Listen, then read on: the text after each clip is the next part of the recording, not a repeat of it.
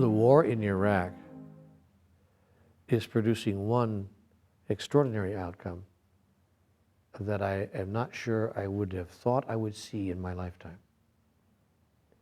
It has caused more people than ever before since I've been alive to question the legitimacy of violence and war as a means of conflict resolution. More people than I have ever noticed are simply asking, is this a legitimate response to disagreement? Is this a legitimate process, a legitimate way to resolve our conflicts? And not just the war in Iraq. The question has become larger than that in the human soul. Is violence of any kind an appropriate response to conflict resolution? And that question has not been looked at as pervasively with such widespread interest on this planet ever before. It's because at this point in time, our technologies make it possible for the question to be addressed in a ubiquitous way. The internet, television of course, has placed it right in front of our eyes. I mean, the embedded reporters and so forth, the embedded journalists are sending back reports from the field on live television as it's happening. Never before have we witnessed a war in the process of taking place. Still photographs, yes, but here we are with live television cameras while the bombs are falling. And we see the missiles streaking across the night sky, just as they're being seen where they're landing.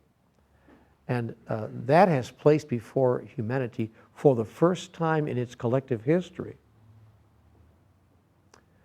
the question of whether such interactions are appropriate and legitimate means of resolving the things that separate us from each other, are appropriate and legitimate means of addressing the fears that we as a species have, and are appropriate and legitimate means of causing another to do what we have deemed, in our opinion, is appropriate and right.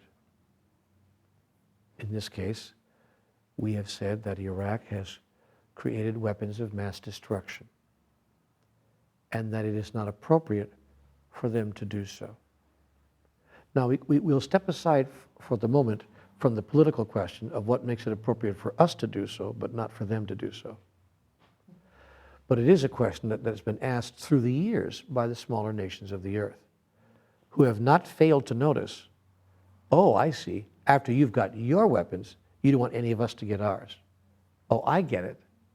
Now that you have the ability to wipe out the human race, you don't want us to have the same ability.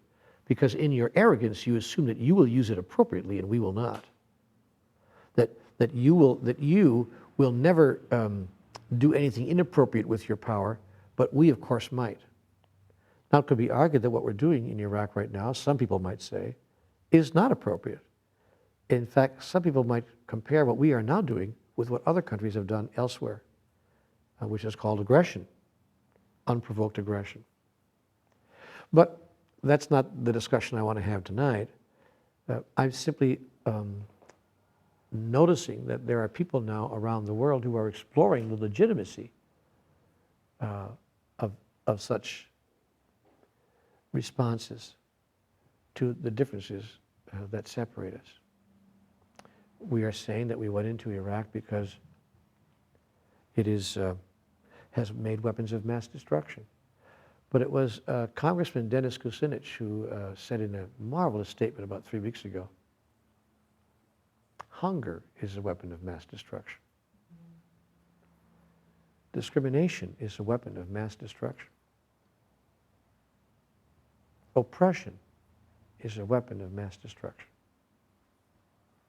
It destroys the human spirit, and in fact, bodies as well.